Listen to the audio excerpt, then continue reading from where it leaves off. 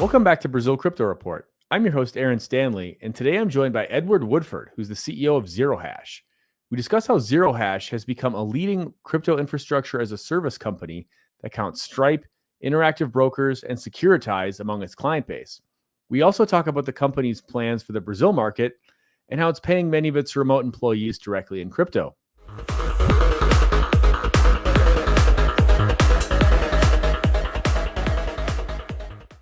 All right. So I'm joined today by Edward Woodford, who's the CEO of Zero Hash. Edward, it's great to have you on the show. Yeah, thanks for having me on. So to get started, why don't you tell us a bit about yourself and Zero Hash? Yeah, so we founded Zero Hash in 2017, and it was founded on the premise that crypto would be an infrastructure, a technology that disrupted different business models, different verticals. And so we founded effectively an infrastructure provider that solves two problems for partners. One is the technological problem and making it really, really easy through a couple of APIs or SDKs. And then secondly is the regulatory challenge. So really taking on that regulatory burden. And so now we power groups like Stripe. In the payments vertical, we power groups like Interactive Brokers.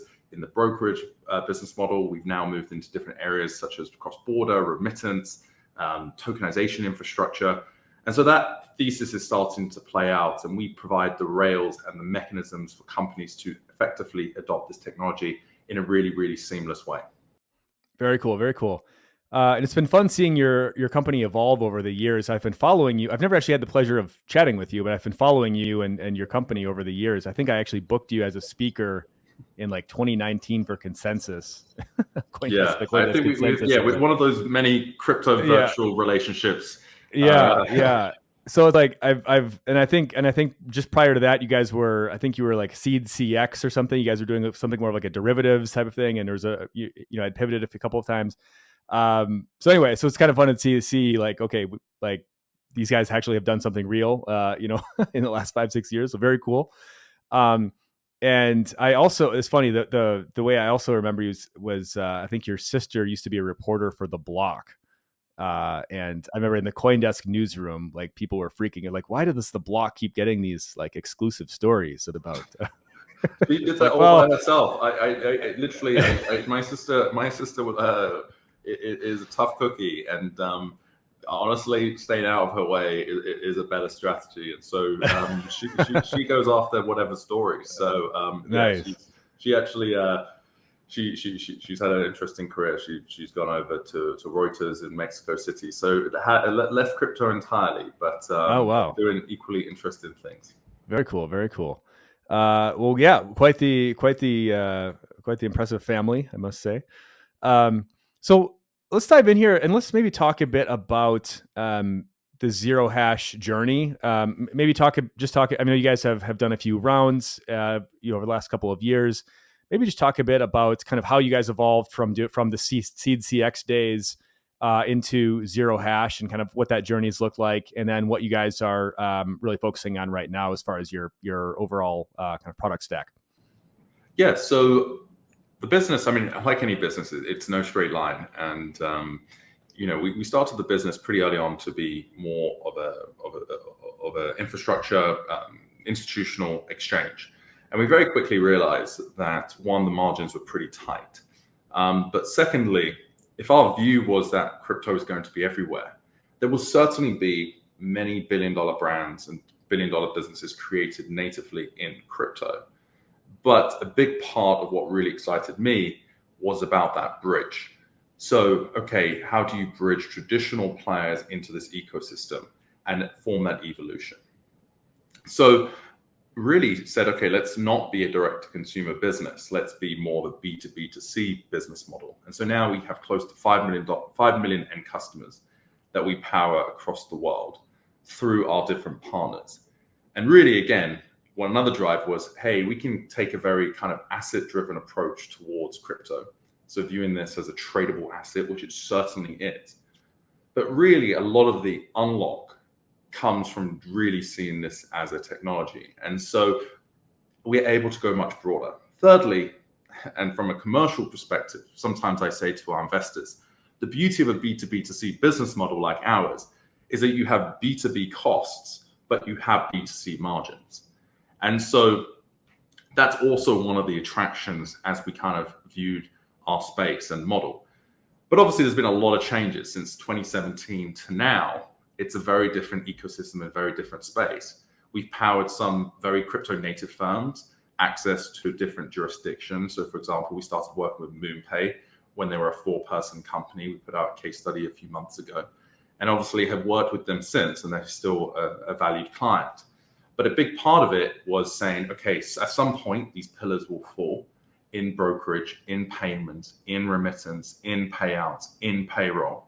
And we want to provide that infrastructure so that we can get crypto and this technology into as many people's hands effectively overnight without needing to duplicate the go-to-market that has already been created from existing businesses. So what I hear you saying is you guys have kind of embraced, instead of just thinking, oh, here's an immediate need, how can we provide a solution to that need? You're looking at it a bit more through the lens of like, okay, there's going to be some, if crypto is really as disruptive as we think it is, there's going to be some, Joseph Schumpeter creative destruction happening here. And then how can we basically position ourselves to be a service provider to all these companies that emerge in this wave of creative destruction? So how can we basically ensure that we are the infrastructure that all these new products and services and companies can use and build on top of? Yeah, so I think we're coming at it from both angles, right? We work with startups and big corporates alike, right? So we work with publicly traded companies such as Interactive Brokers, Shift4, and we also work with 5-person startups. And we're coming at it from both directions, that the startups will disrupt and shape, and there will also be some natural disruption from existing businesses as well. And so we do come from it from both angles. And then maybe kind of breaking up those client segments a little bit, or talking about maybe each of those individually. Like how would you describe the solutions that you're providing to, say like Interactive Brokers as an example? Like what exactly are what did they come to you saying like, hey, we really need XYZ service? Like what does that relationship look like? What are you guys providing them? And maybe the same for a startup. The core challenge that we're solving is the same, but people will call things differently in different verticals. So, for example, in trading, we say we provide the custody of the crypto. We provide the legal movement or transmission of that crypto. We provide all of the on-chain interactions, so the ability to deposit and withdraw. And we also provide liquidity. So when a customer of Interactive Brokers goes to open up an account, you will open up an account directly with Zero Hash. So you're directly onboarded to Zero Hash. And if you buy Bitcoin, that Bitcoin is actually legally being bought from Zero Hash, and again is being custodied by Zero Hash. If you take that same use case or that same kind of technological flow and you apply it to payments, it's almost the same, but you're using a different vernacular, right? So you're saying, hey, we're doing a transaction where, for example, you are using dollars to buy, for example, USDC or USDT or Bitcoin. And then there's an on-chain transaction. So for example, in the Stripe use case, which we power, for example, their on-ramp product, the same thing happens. If you are leveraging Stripe to use their on-ramp product, you are legally onboarded to Zero Hash. And effectively what's happening is that you are buying that USDC from Zero Hash. And in the on-ramp use case, it's actually been immediately transferred on-chain. So the custodial period is a fraction of a second, and then there's an immediate withdrawal. And so in that language, you're talking about transactions, you're talking about total processing volume. And then when you apply it to the brokerage model, you're talking in slightly different terms. You're talking about trades, you're talking about trade volume. And so it's fundamentally the same technology that's being leveraged, but there's 5 to 10% difference. And you alluded to the fact that we take a long-term view. For sure, we're much more focused on growing the total addressable market by applying this technology that we've built, applying the regulatory stack that we've built, and applying that to new verticals as they emerge. So for example, in the tokenization space, we deploy that, and there's a 5 to 10% technical difference, but it allows us to unlock a new vertical. So we're much more focused about unlocking new verticals as opposed to worrying about what competitors are doing. We're much more focused on deploying that, scaling that, and growing the market that can exist. So it sounds like you have, I guess a business model that's been maybe dubbed like crypto as a service, but you're also providing, like you said, you're looking toward, things that are beyond just kind of plug and play crypto as a service solutions. You're really trying to find new verticals, trying to unlock new areas of business. And the way that you're really going about that is trying to essentially solve for a lot of the regulatory questions. It seems like you've been taking a bit more of a proactive approach on just, whether it's licensing or just engaging with regulators and just in these different markets and these different verticals. I'd be interested in your thoughts on that, on how you're viewing, you view that question of just, the importance of regulation in the context of what you're doing. And then actually go ahead and just answer that question. And I have a couple more slightly related questions to follow up with. Yeah, look, so when we talk about regulation or licensing, Zero Hash provides infrastructure globally. And so we have entities and registrations across the world. We have, Australia, New Zealand, the Netherlands, Bermuda. We have a grandfathered entity in Brazil. We are looking at Argentina. Obviously, the US is a patchwork of regulations. So we're talking about 50 different states. We also have an MSB in Canada. So it is a global approach and a global footprint. Obviously Europe, there's a lot of bullishness around Europe, in part because of the clarity that MiCA provides and the ability to effectively give clarity across the entirety of the European Union. So we've taken a very regulatory forward approach. There are clear things that need to be done in the US, for example. Different states regulate this as effectively money transmission. New York, for example, has an additional licensing requirement called the BIT license. And so we've taken a regulatory forward approach to this as best that you can. In the US, there's obviously some challenges. I do think, for example, we're talking the day after the Senate passed the repeal of Sub 121, after the House passed it. So I think there's some positive movements there. But just to be clear, right, there is different challenges to doing this. Regulators, there's an approach, but there's also just being able to, for example, imply things to certain potential customers of ours. So Sub 121 chilled the brokerage space. It chilled the banking space. And so often it's not actually regulators saying, hey, this is what can and can't be done. It's effectively, a lot of it is, sometimes people call it regulation by enforcement. I actually think it's not that a lot of the time. A lot of the chilling factor for potential customers of ours is actually just regulation by implication, by illusions. And so I think that's a really important piece. And so when countries like Brazil provide clarity, when the head of the central bank provides conversations around this, that's what attracts people to those countries, is clarity, not only for startups, but equally as important, there's a lot of infrastructure that needs to be provided. So in the US, it's hard to get banked as a crypto business. That is a necessary condition to be able to operate. Big, large brokerage companies that have been doing this for 50, 60, 70 years have not entered the space because of this implication from potential. And just to be clear, this is not law. Sub 121 was a accounting bulletin. And so you can see that an accounting bulletin that is pretty nuanced, pretty complex, can provide a chilling factor. And so I think from a regulatory perspective, that's the thing that I always caution about. And that's what I always think that we should focus on. Enforcement is one piece. Often something's been done wrong. That is one avenue. Or it's kind of just using the courts to try and create effectively law.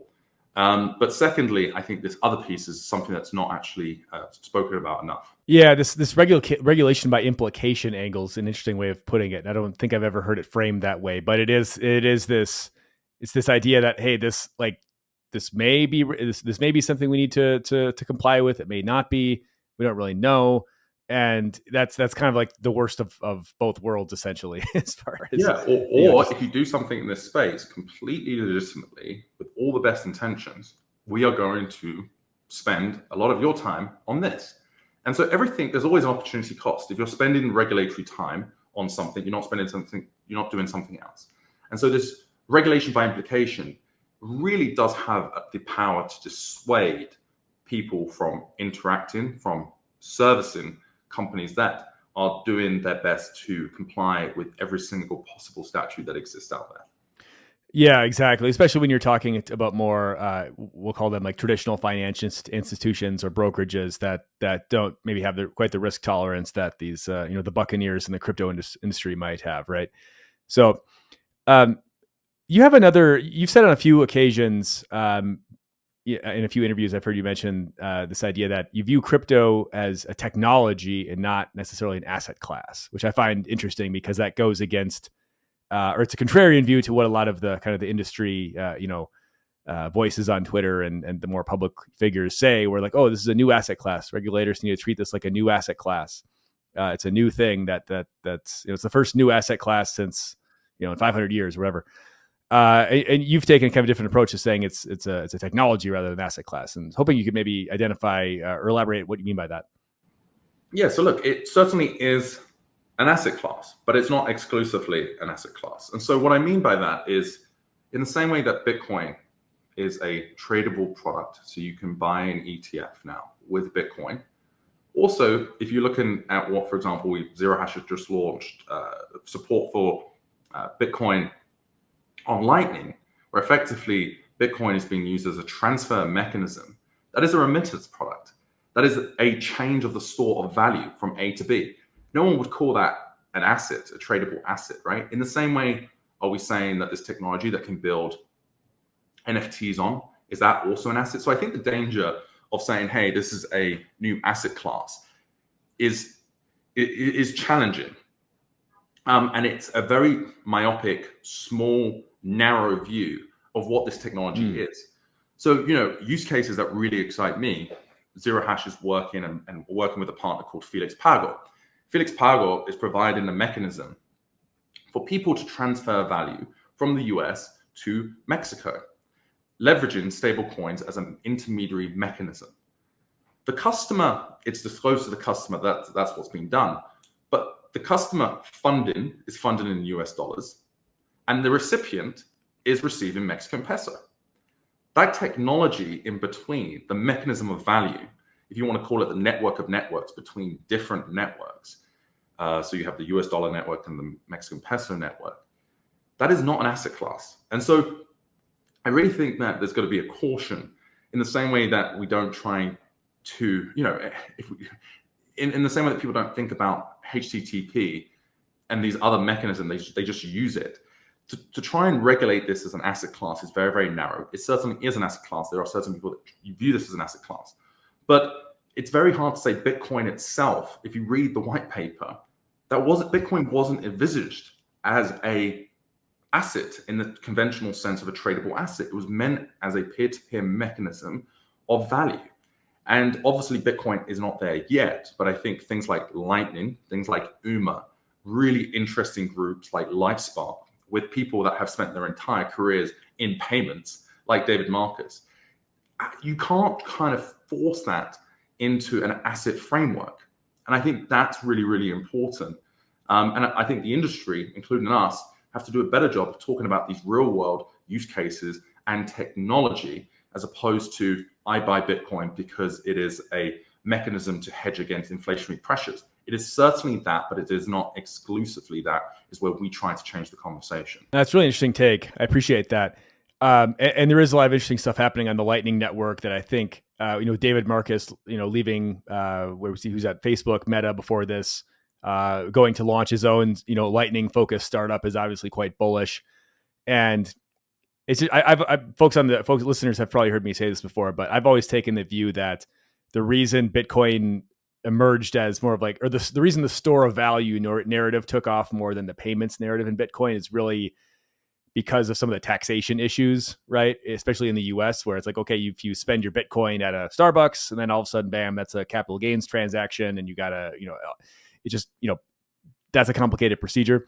But yeah, I agree that with your sentiment that if we think about this more as a way of like representing and transferring value more than just kind of a number go up and to the right type of technology, that it definitely expands the universe of use cases and things. And I didn't have this in my script here, but like, what would you say is maybe the most like underappreciated use case in crypto right now in May 2024?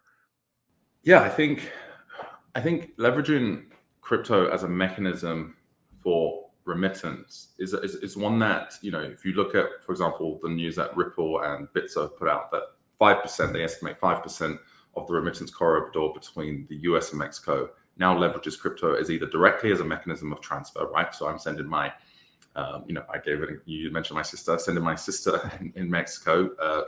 I went to visit her. I could send her, for example, USDC. I could send her Bitcoin.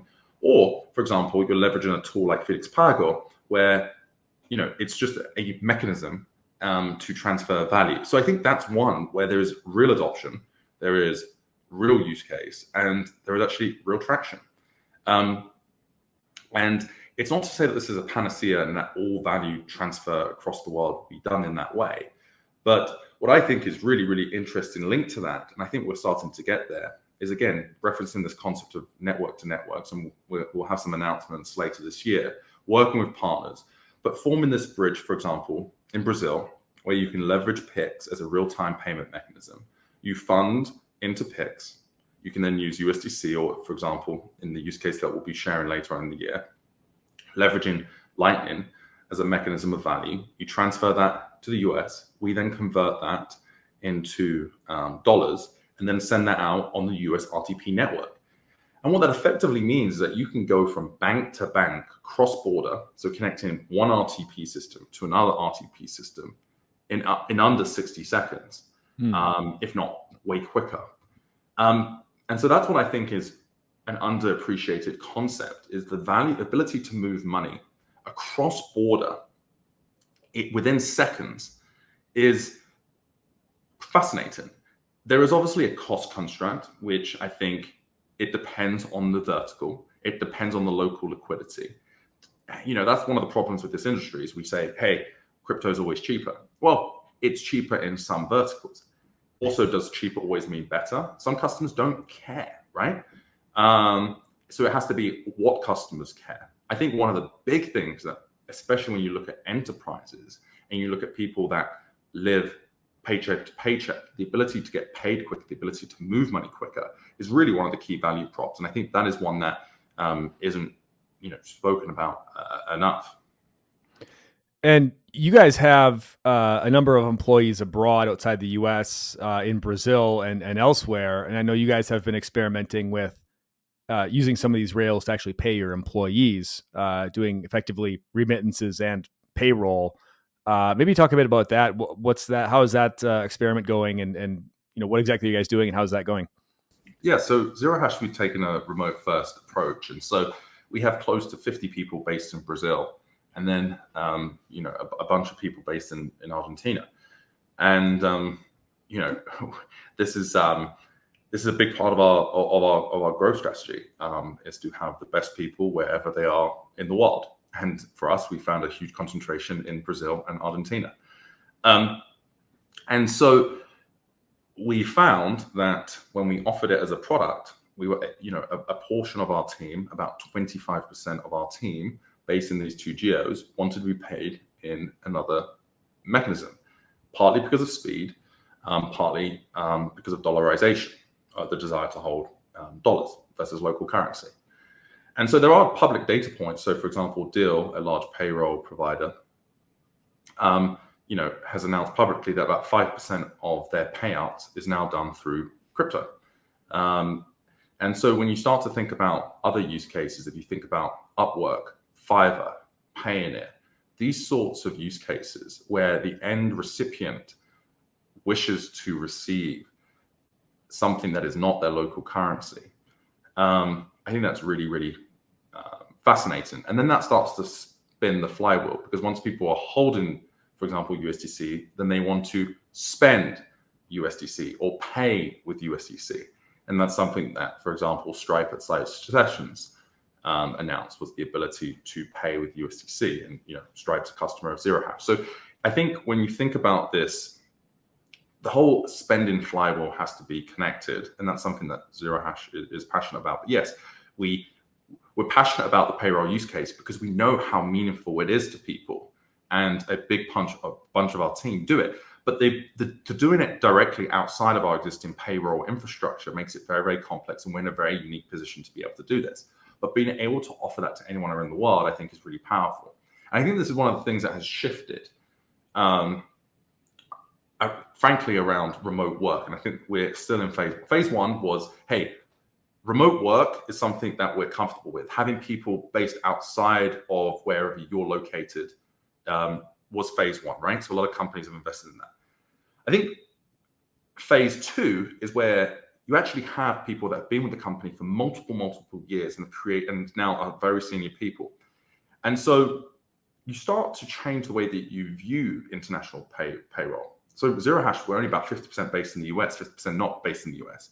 And one of the things that I struggle with as a leader of a company like that is, how do I try and provide as much parity, as much equality across the team? I want to say, look, if you're based in Brazil, you're exactly the same as if you're based in the US. So I can achieve that by promoting from wherever you are, but being able to pay people in a mechanism that they wish in order to make their lives better in the same way that I would want to do that anywhere in the US, I think is really, really important. And so I think one of the changes in this kind of phase two of remote work is that people are saying, hey, these are not just, I think, not speaking for ourselves, but I know speaking to other leaders, it's like, hey, I'm just to put a big center of people in one country. It's almost like a cog, right? It's these, and then as you see that this is not a cog, this is actually a big part of the wheel, you start to say, okay, I need to listen to these people a bit more. And if you actually listen to these people, and we've actually put out a report, there is real demand. And we know it's about 25% of our workforce, and we've reflected that through an independent survey that we did with Sentient. More generally, i.e. you would assume, hey, people that work for a crypto company are more likely to want to be paid in crypto. That's a fair point. But if you actually abstract that away to just general contractors, general freelancers, there is real demand. And so people are starting to listen to this and saying, hey, if I want to be able to retain my best talent in Argentina, if I want to be able to retain my best people in Brazil, and one company can pay them in USDC, and that matters to them, then I also should be able to do that. And I think that's a big unlock. So one question, I find this use case interesting. One question I had that, and maybe there's an easy solution to this I just don't know of, but with crypto payroll, wouldn't there be an issue of, isn't the transparency involved with this perhaps something that is, so for example, like if I'm being paid by you in USDC, like that transaction would be publicly visible, right? Like, wouldn't other employees be able to snoop around and see like what everybody else is making? And would that be that, presumably as like an HR department, you wouldn't necessarily want that?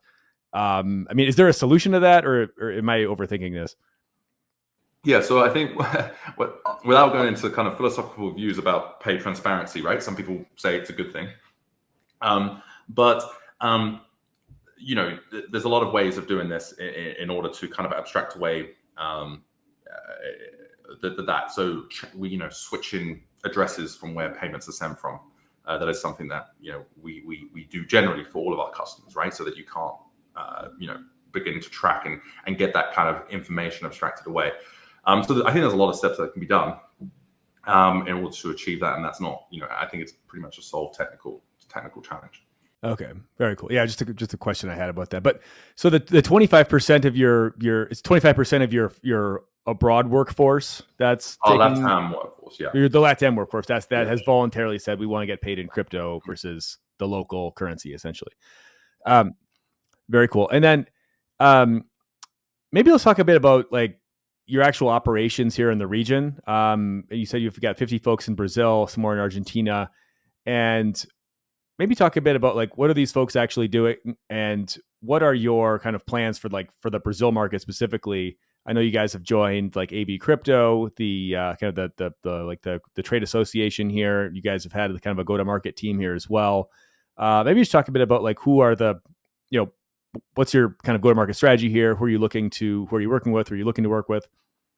Yeah, absolutely. So Brazil is a big engineering hub for us. We have a bunch of people based in Belo Horizonte, in Sao Paulo, but actually, we're pretty remote in Brazil. It's funny, when I was last there, somebody said to me, I wish you'd done this in Miami. It's actually quicker for me to get to Miami, right? So I think one of the fun facts is when you fly from Chicago down to Sao Paulo, you spend more time flying over Brazil than you do over any other country, right? Including the US. And so it's fascinating to think, okay, so we're distributed, and then you're distributing to Brazil is actually a pretty big piece. So when you have somebody based in Amazonia, it's actually quicker for them to fly to Miami than it is down to Sao Paulo. But so, we have a big engineering team there. We have a senior team based there, engineering managers, leads, and that's a big part of it. We obviously have an entity, a local entity as well, that is being grandfathered in, and as the central bank provides additional guidance and clarity in terms of the statute that was passed last year, we will comply with that as well to be able to continue to service Brazilian persons. A big part of our strategy is to cross-sell our existing customers into Brazil. So that includes groups like Ubit, includes groups like Juno. Obviously, we've mentioned some of our customers. There's ongoing conversations around that. Brazil is an important market for different customers, especially our international customers, right? They have a lot of them a presence in Brazil, and they want product parity. So if you offer crypto to US persons, the next step logically is providing crypto in Brazil. We also have a go-to-market function of more regionally focused companies as well that we're focused on, and that's a big part why we created a local Brazilian entity to show seriousness, to be able to do, for example, Brazilian real transactions, to be able to connect to the local PIX network. There's a lot that needs to be done to localize a product, and so Brazil is a very, very important part of our company's culture. Close to 1/3 of the entire company is Brazilian. Oh wow! But the kind of, I think in terms of the adoption of crypto, if you look at some of the stats that have been put out there, there's 16 million supposedly, based on different stats by different providers. 16 million crypto users, which is roughly the 5th largest number of crypto users globally in the world. If you look at the adoption and you look at the public figures that have been put out by, for example, the federal government, there's 261 billion reals of USDT in accumulated value as of 2023. And so this is a market that is engaged, that is using this as a technology, as a transfer of value, I think much more than just as a tradable product, kind of closing the loop to the earlier discussion. So on that front, would you say that perhaps your positioning in Brazil at the moment is really more with perhaps fintechs or other types of services that are looking to offer services in the market, or are you maybe looking more at like local companies that are just looking to find a way to begin offering crypto to their customers, like banks, like local banks or local fintechs, or is it maybe a mix of both? Mix of both. I think in terms of traction, it's definitely the former. But I think we're starting to evolve there. I think, there is definitely a bias. Again, we have clients in Europe, we have clients in Brazil, we have clients in the US. I think there's a couple of things. One, I think Brazilian fintechs have a big bias of building everything from scratch. So as an infrastructure provider where you provide everything out of the box, sometimes that your biggest competitor is, does a company want to do this themselves?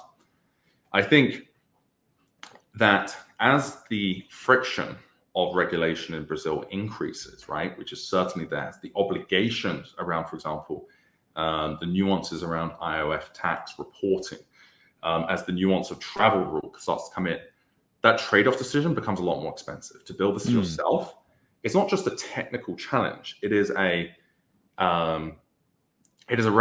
increasingly a regulatory challenge. As you start to think about liquidity, having one liquidity provider now is not seen as enough, right? You need multiple liquidity providers. So Zero Hash has multiple liquidity providers on every single asset that we support. As you start to think about different assets, staying up to date with technology, right? A year ago, we didn't talk about Base, but now a lot of people want to talk about Base.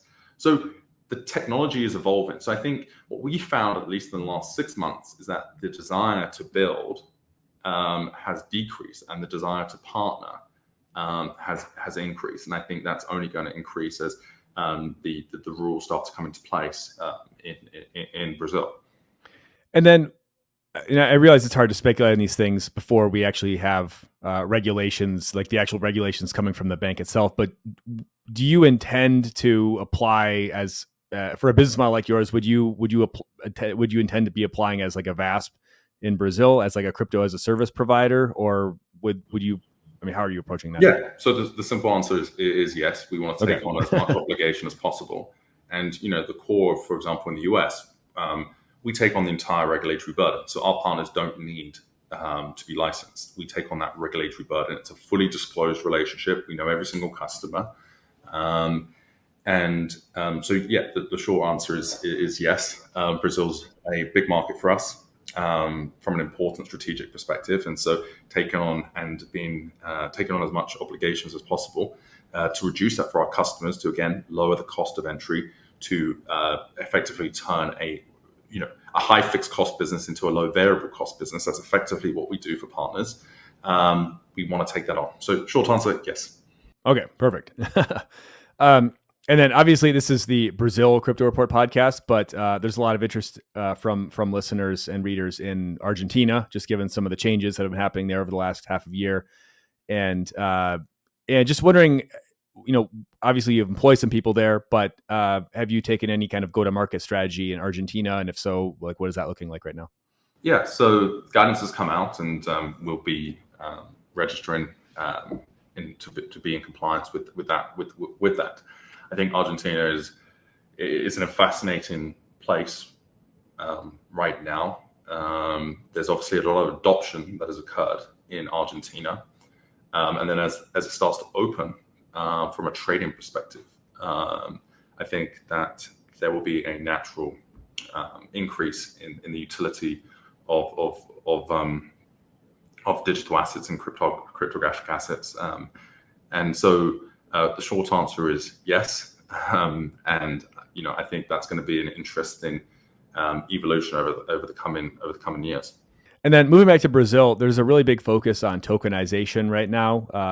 There's the central bank Drex, CBDC smart contract platform that's being developed. There's also that has stimulated a lot of interest, I think, amongst the players in the market here in just tokenization and building infrastructure for this, and trying to come up with like new use cases for what can we tokenize and what would people actually purchase or invest in if we tokenized it, versus what's maybe like not really a very good idea.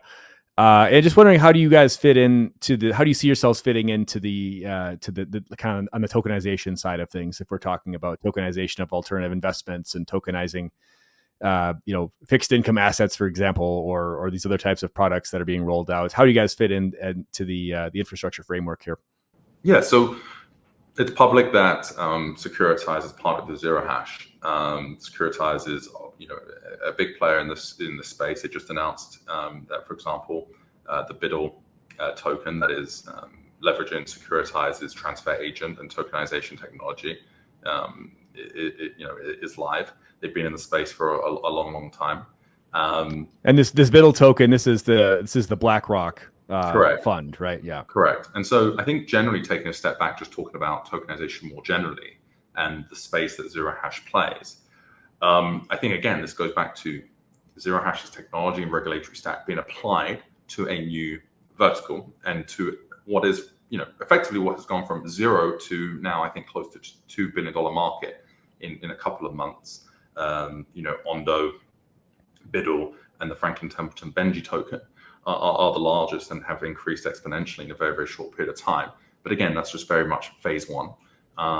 Both from the tokenized money market space, but more generally, Zero Hash seeks to play two key roles. One is, I think what's changed in the tokenization landscape is this movement away from private blockchains. And when you move towards a public blockchain, there is the necessary requirement to interact with crypto, right? This is how you pay for the technology, effectively.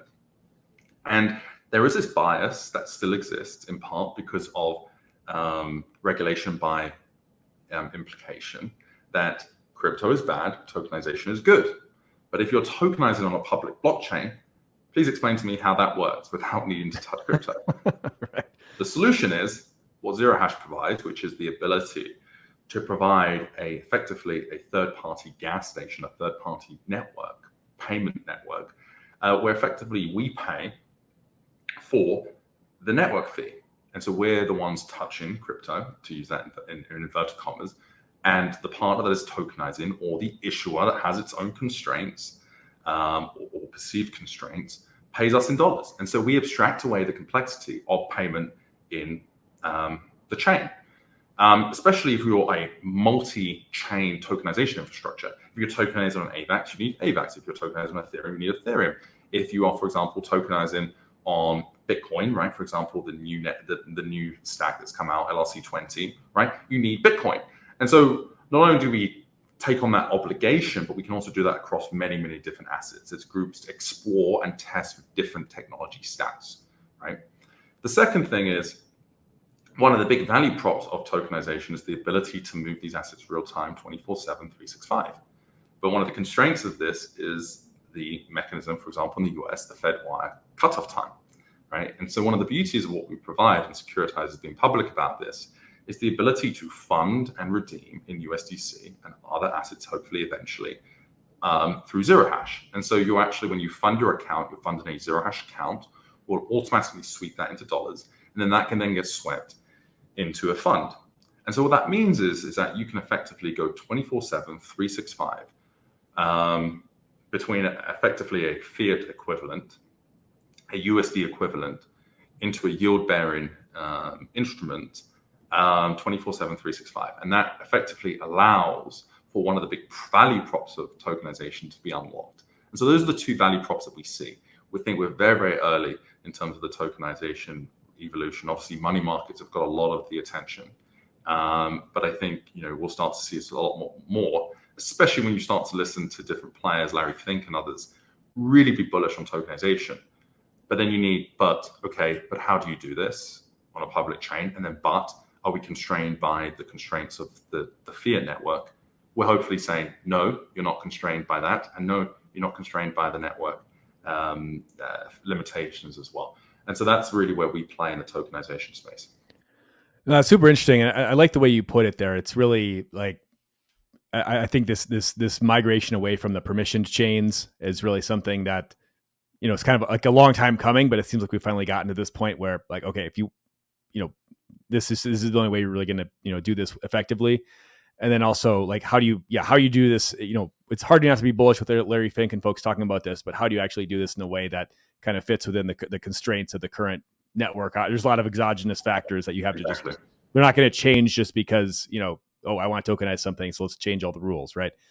So exactly. And tokenization doesn't make something like necessarily why are we tokenizing, right? And so if you're saying, well, why? Because we can move this 24/7, but then the on-ramps don't work, then it's limited. So I think, yes, couldn't agree more. I guess, just kind of moving ahead here, would love to just get a brain dump from you maybe on like what you have in store for the rest of the year at Zero Hash. Do you guys have any, what does the roadmap look like? Any exciting partnerships or news coming up that we should be looking out for? And maybe just what are you excited about generally over the next, 7-8 months now? Yeah. So, we're talking at high levels in terms of different partners, but we'll be unlocking, I alluded to a use case of actually Brazilian real being moved to a US bank account within seconds. So super excited about that. I think that'll be a big unlock. We're very excited about different partners going live across the region and more generally. And then going deeper in this tokenization space. So, we've announced Securitize. There's many more coming after that. And really kind of hopefully in a very short period of time being that default provider in that space. We're also excited by different partners such as Stripe going deeper into crypto, right? So for example, today, Stripe has the on-ramp product, and then what they call the payout product, which effectively allows, for example, to pay out people. Really invested in that. So for example, you can pay anyone around the world in USDC as a payout mechanism. So if you're Uber, you want to pay your driver somewhere else, you can, for example, do that and going deeper there. And then the other part of it is that what they've announced around pay with USDC as well. So I think that would be a big bucket, which is, a lot of the big names that we have going deeper and deeper. They've wet their toes, and really now starting to broaden that product offering to be much broader than just the piece that they've initially launched with is super, super exciting for us. And I realize maybe I don't want you to have to talk out of turn here, but like someone like Stripe, I mean, it's obviously super interesting, super bullish that they've kind of made the decision to go a bit deeper in. Why do you think that they've chosen now as the time to really kind of reactivate or like re-engage on the crypto front and kind of build some deeper roots here? Like any insight you could provide into that, just given your experience working with them? Yeah, I mean, look, this is technology, and the technology has evolved. This just technology now is in much more people's hands, right? So that changes the game. Two, the evolution in this technology. So, one of the big problems was when for example, USDC was just on Ethereum a few years ago. It was pretty costly, right, to move USDC on chain. Now, Ethereum's obviously changed and evolved, but also we now have a bunch of layer twos as well. So I would love to think that it's our thought leadership and other pieces that guide our customers to go deeper, but by no means are we acolytes. But we do constantly try to push the conversation. How can we do more together? But I do think fundamentally, and again, going back to the first question about this is technology, the concept of what Ethereum was 5 years ago is fundamentally different to what it is today. And then what is crypto today is fundamentally different as well to even a year ago, right? So the growth of layer twos. And so this technology is evolving so that we can move money and value more cheaply, more quickly, more efficiently. And that story has evolved to where, if you look at, for example, Collison's talk at Stripe sessions, what he actually said was one of the big drivers is actually the reduction in the ability to move money with public blockchains was one of the big drivers. But not only that, but now that crypto and cryptographic wallets now are much more distributed, second part. And then I think thirdly, just more generally, a big part of it is you cannot underestimate what a group like BlackRock coming into the space has done. The ETF has definitely made, it's acted as a validator. I don't think you would have seen the overturn of sub 121 without groups like BlackRock and others saying, look, these rules don't make sense. If you're going to take that safeguarding approach, you should apply it to every asset. You should apply it to cybersecurity. You should apply it to everything. And so I do think a big part of it is the ability to operate in the space, the background music, as I call it, right? The background music 18 months ago was about FTX. The background music now is around BlackRock and others. And I think that background music makes it safer for people, perception-wise, to go deeper into this technology and value stack. Yeah, that's a good way of putting it, right? I think the BlackRock muscle really cannot be kind of underestimated at this stage in the game. And Larry Fink putting his weight behind this and his reputation behind this. Yeah, it's tough to calculate just how big of an impact that is, and that's quite a different landscape than we were talking about 18 months ago. So Edward, really appreciate you coming on the show. Congratulations on what you've built. It's quite impressive. Very, very exciting to see like how far you guys have come in what, like 7 years now you've been building this out. So congratulations on that. And I'll hand it back to you for any final thoughts, and how can folks get in touch if they're interested in learning more? Yeah, really easy. Just email contact@zerohash.com or follow us on X. ZeroHashX is our handle, or on LinkedIn. So we'd love to hear from you. Awesome. Well, thanks again, Edward, for your time, and thanks everyone for listening. And we'll see you back with our next episode.